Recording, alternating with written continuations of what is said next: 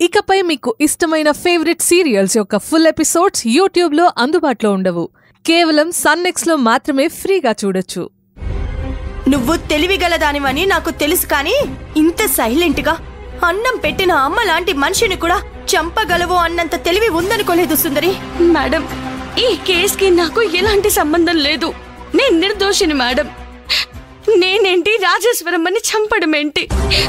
Please మీరు నన్ను హంతకురాలా చూడకండి మేడం.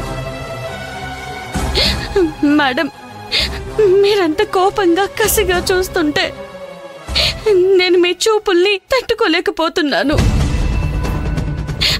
మీ చూపులో నేను ఒక ముద్దాయిలా, దోషిలా, నేరస్తురల్లా ఉన్నట్టు అనిపిస్తుంది. ఛీ, మాటలు నేర్చావు. మంచితనం అనే ముసుగు వేసుకొని మనుషుల్ని మాయ చేస్తున్నావు.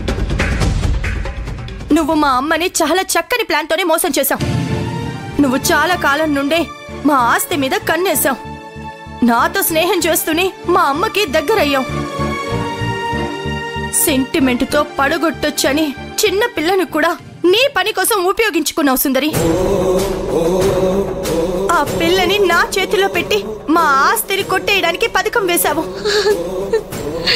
ఎప్పుడైతే నేను పాప పాప అంటూ పాప మీద పీకల లోతుల్లో ప్రేమగా మునిగిపోయానో అక్కడే నువ్వు సగం సక్సెస్ అయ్యావు. పాపని అడ్డం పెట్టుకొని చిన్నగా పల్లవిని మా అమ్మకి కూడా అలవాటు చేశావు. ఇదంతా మేం పిచ్చివాళ్ళం. పాప మీద ప్రేమ అనుకున్నాం. నువ్వేమో పాపని ఇటు నాకు అటు మా అమ్మకి దగ్గర చేసి యావదాస్తిని నీ కూతురు కాని కూతురు పేరు మీద రాయించుకున్నావు. చిన్న పిల్లని అడ్డం పెట్టుకొని డబ్బు సంపాదించాలని నీ నీచమైన బుద్ధిని ఎంత హీనంగా ప్రదర్శించావో తలుచుకుంటేనే నీది ఒక బ్రతికేనా, నీది ఒక జన్మేనా అనిపిస్తుంది. మేడం, నేను ఒక చిన్న పిల్లని అడ్డం పెట్టుకుని సంపాదించే నీచురాలనా? నువ్వు ఎంతకైనా తెగించే ఆడదానివి. ఒంటి మీద చీరలు మార్చినట్టుగా మొగుళ్ళని మారుస్తాం. కంటికి కాటుకు పెట్టినంత సేపట్లో మనుషుల్ని చంపేయగలం. నీ పుట్టుక, నీ బ్రతుకు, నీ జీవితం దేనికున్నాయో నీకే అర్థం కాదు.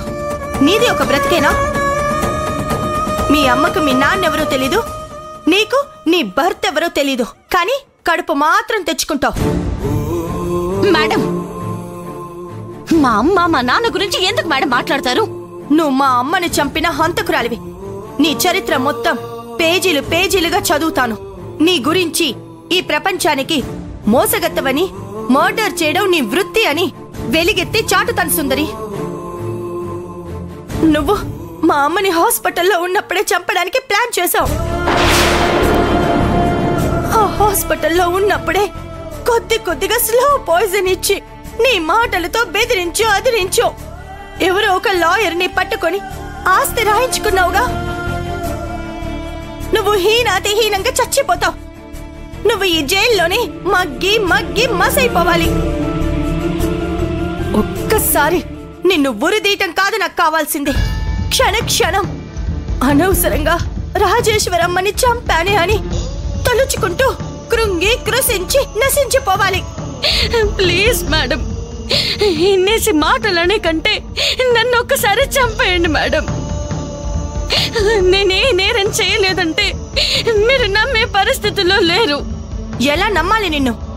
నేరం చేయలేదని నీ పాప పేరున ఉన్న 250 కోట్ల ఆస్తి అదే చెప్తుంది. నువ్వు ఆస్తి కోసం మా అమ్మని నిలువున చంపావని. అంత ఆస్తికి నిన్ను గార్డియన్ గా చేసిన నీ గార్డియన్ పోస్టే నువ్వు మా అమ్మని ఎంత దారుణంగా చంపావో చెప్తుంది. నిన్ను పోలీసులు ఇప్పుడు కూడా పట్టుకోకపోతే నీ నెక్స్ట్ టార్గెట్ నేనే.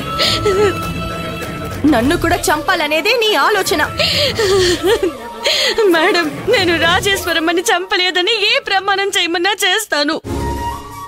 దయచేసి నన్ను పదే పదే రాజేశ్వరమ్మని చంపాను అనకండి మేడం. మీకు దండం పెడతాను. చాలా ఆపు. నువ్వు నీ వేషాలు. నిన్న భగవంతుడే నువ్వు జైల్లో జీవితం అనుభవిస్తున్నా నీకు నరకం అంటే ఏంటో చూపిస్తాడు.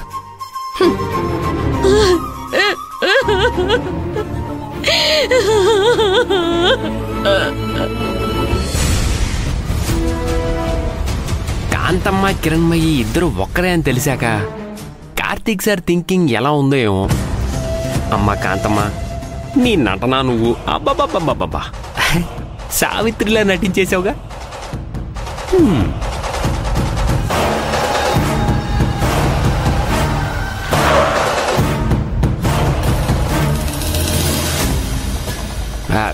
నమస్తే సార్.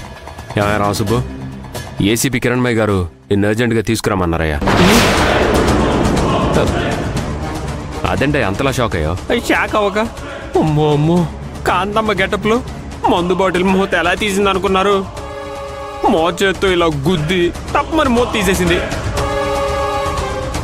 అప్పుడైనా కాంతమ్మ పోలీస్ డిపార్ట్మెంట్ అని అస్సలు తెలుసుకోలేకపోయాం sir. She's very powerful officer Ramasubbu. At the same time చాలా స్ట్రిక్ట్ ఆఫీసర్. స్ట్రిక్ట్ ఆఫీసర్ అంటే మన గంట పగులుతుంది కదా సార్. కానీ ఇప్పుడు లేదయ్యా. ఢిల్లీ కేసు పని మీద 1 వీక్ పంపించేశారు. జస్ట్ తాత్కాలికంగా వేరే ఆఫీసర్ అంటే సిఏ గారు వస్తున్నారు. ఆవిడ పేరు రత్నసీత. రత్నసీత రత్నసీత వెరైటీగా ఉంది పేరు. మనిషి ఇంకా వెరైటీ అంట. ఆవిడని నువ్వే లైన్లో పెట్టాలి రామసుబ్బు. అదేనయ్యా, లైన్లో పెట్టడం అంటే ఆమె లంచాలు తీసుకుంటుందా లేదా, ఆమె ప్లస్లేంటి మైనస్లేంటి, ఇలాంటివన్నీ తెలుసుకొని నాకు ఇన్ఫర్మేషన్ ఇవ్వు. అలాంటివైతే ఓకే సార్, చిటికలో సంపాదించి తీసుకొస్తాను. సార్, సుందర్ని ఇక బయటికి రాకుండా బెయిల్ తెచ్చుకోకుండా చూడండి. కేల్ కథం, దుకాన్ బంద్ అలా చేయండి సార్. అందుకేనయ్యా ఆ సీఏ రత్నసీత కరప్షనిస్టే అనుకో. డబ్బులిచ్చి ఆ రత్నసీతతో ఢిల్లీ నుండి కిరణ్మయ్య వచ్చేసరికి ఫైల్ మార్పించేస్తాను. బలవంతంగానైనా తనే చంపినట్టుగా ఒప్పుకునేలా చేస్తాను. వన్స్ ఒప్పుకుందంటే సునామీ సుడిగుండంలో నుంచి మనం పూర్తిగా బయటపడినట్టే. సార్, కిరణ్మయ్య గారు ఇక్కడికి వచ్చేలోపు మొత్తం ఇన్ఫర్మేషన్ రత్నసీత గారి చేతుల్లో పెడదాం సార్. చేయిజాపేంటయ్యా? అదే అడ్వాన్సు 10,000 కొట్టండి సార్.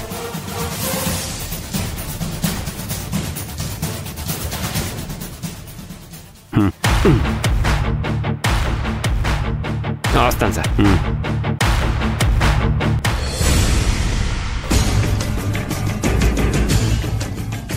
బాబు, లాయర్ గారు ఉన్నారా? మేడం బిజీగా ఉన్నారండి, మీరు వెయిట్ చేయండి. సరే.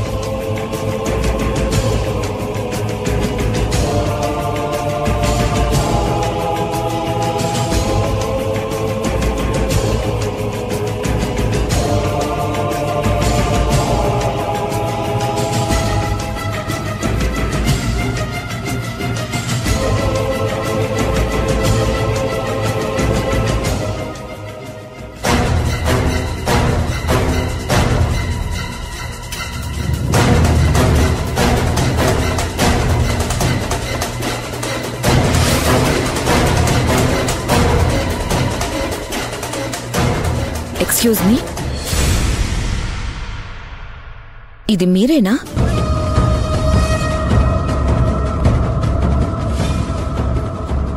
మేడం, మీరెవరు? యూత్లో ఉన్నప్పుడు నా ఫోటో అది. ఆ ఫోటో మీ దగ్గరికి ఎలా వచ్చింది?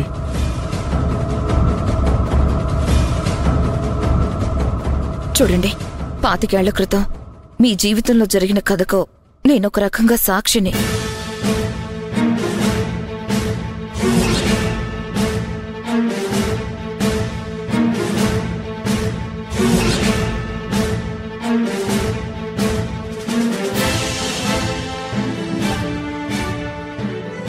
ఇది మాధవి ఫోటో. మాధవి మీకు తెలుసా మేడం? ఇప్పుడు మాధవి ఎక్కడుంది, ఎలా ఉంది?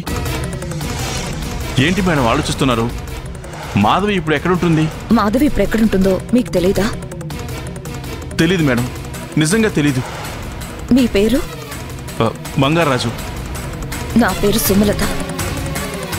బంగారాజు గారు, ఎన్ని సంవత్సరాలు అవుతుంది మీకు మాధవి కనిపించక? మేడం, ఇప్పుడు మీరు ఫోటో చూపించారే, అప్పుడు చూసిందే. ఆ తర్వాత నేను తను చూడలేదు, ఎక్కడా కలవలేదు, మాట్లాడలేదు. బంగారాజు నిజమే చెప్తున్నాడా?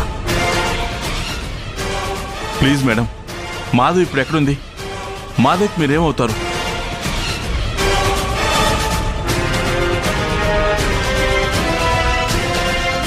తను నాకు ఫ్రెండ్ అండి. 25 years నుంచి నేను మీ ఫోటో, మాధవి ఫోటో నా దగ్గరే జాగ్రత్తగా దాచాను. ఏదో ఒక రోజున ఈ కాలమే మిమ్మల్ని నాకు చూపిస్తుందనుకున్నాను. నిజంగా ఈరోజు అదే జరిగింది. Thank you madam, thank you very much.